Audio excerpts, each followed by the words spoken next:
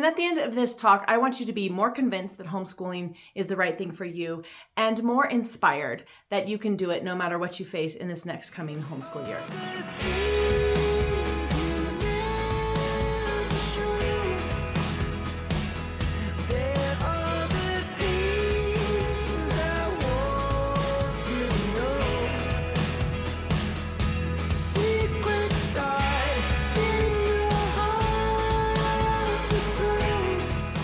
I'm Danielle, homeschooling mother of 7, and I'm here to talk to you about a serious subject. We all struggle with the same thing: fear, anger, anxiety, disappointment, discouragement, sadness, self-doubt, self-consciousness. And for a long time, homeschooling to me was, I'm going to do this because I know it's the right thing to do for me, and I'm just going to let you guys do what you think is the right thing for you. And as I've grown older, I have slowly morphed into this person who, if I have an opportunity to talk to someone about the values of homeschooling, I'm going to do it.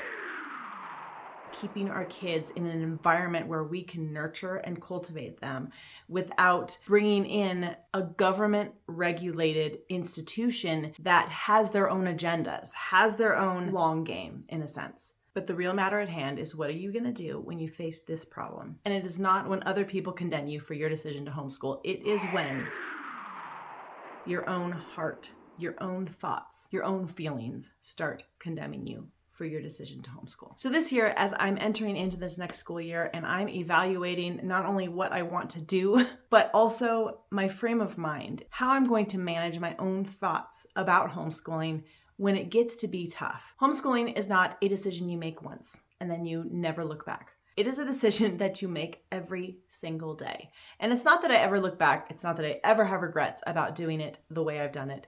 It's that I constantly have to deal with the uncertainty that I could have done it better. And I want to say to you, I certainly could have done homeschooling better. Part of the problem for us homeschool moms is continuing to learn how to homeschool.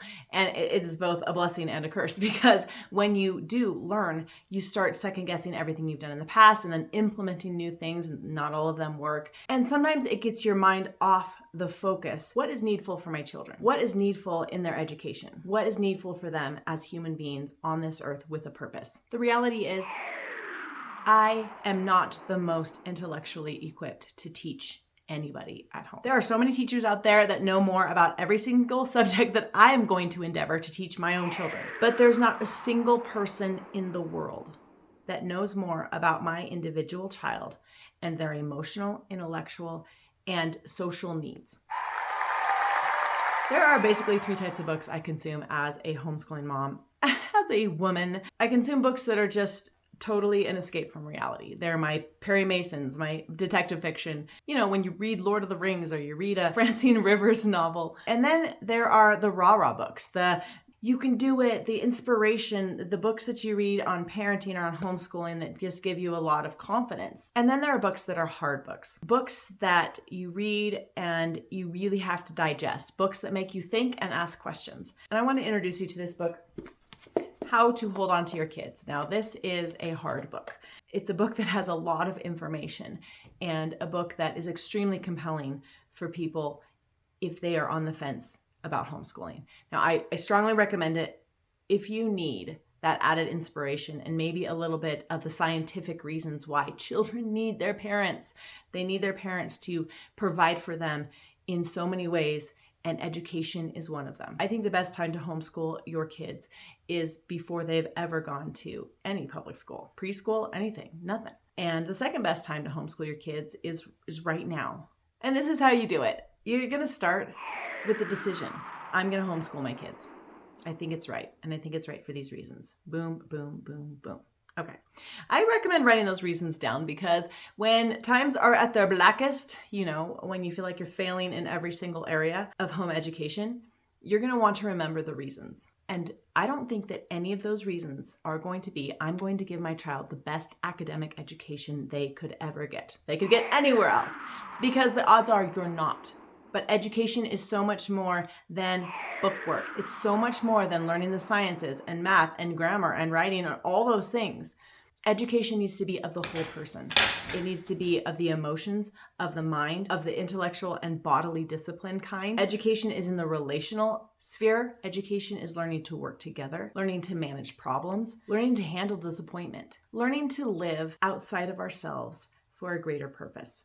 And us as parents, while we're teaching them their times tables, are also teaching them the entire scope of education, and not maybe in that one moment, because homeschool is not public school in the home. It is home life with school in it.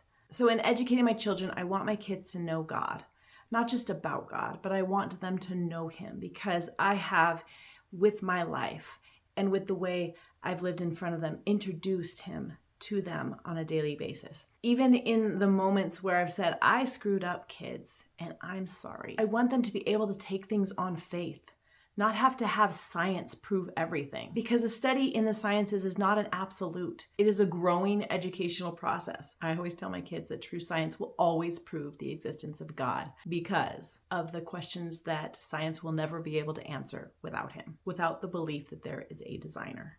I want my kids to learn about relationships within the confines of a stable and loving home. Our marriage, though not perfect, they're able to see conflict and then conflict resolution without fear that everything is going to implode. I want my kids to learn about sacrifice and giving, not only to each other, but outside of the home to others. I want them to live with purpose, which is not just self-focused, not just about what I know, what I need. A part of that provision is us being committed to going to church every week, being committed to serve outside of ourselves. So there's a doing life together as a family that is education. And do we do math? And do we do science? And do we do grammar? And all the things we do.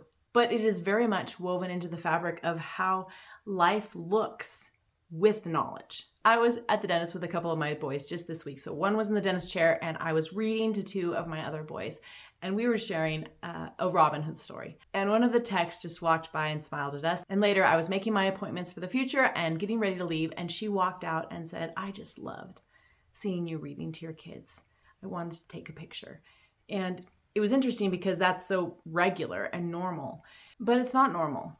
In the waiting room, there were people with kids because it was a pediatric dentist and they were on their cell phones. Now, that's the normal. I read to my kids because I know it's important, not just for them to hear the way sentences are put together and great vocabulary and the main character and the theme and great introductions. I know that it's valuable that we share stories together, that we share adventures together, because those adventures become a part of who they are, a part of their foundation. And I read to them because I know no one else is going to. I don't put any reliance on teachers because I am the teacher. And so the weight of responsibility is both great and terrifying. But it's in those moments that I actually have to make the choice that I'm going to reach them instead of be on my phone, even though there's a bunch of, YouTube shorts I want to watch. Guys, thanks for the heart to heart. I will see you next time. Remember to subscribe, and I would love to hear the reasons why you homeschool. I'd love it if you put it down in the comments. The real ones are going to be the ones you have to carry in your heart when everything seems like it's falling in and your child doesn't know how to spell. When they're crying over their math and you're crying over the algebra. The real reasons that you homeschool. And it's not going to be because you're trying to raise geniuses, but it's going to be because you're trying to raise good people that are going to change the world.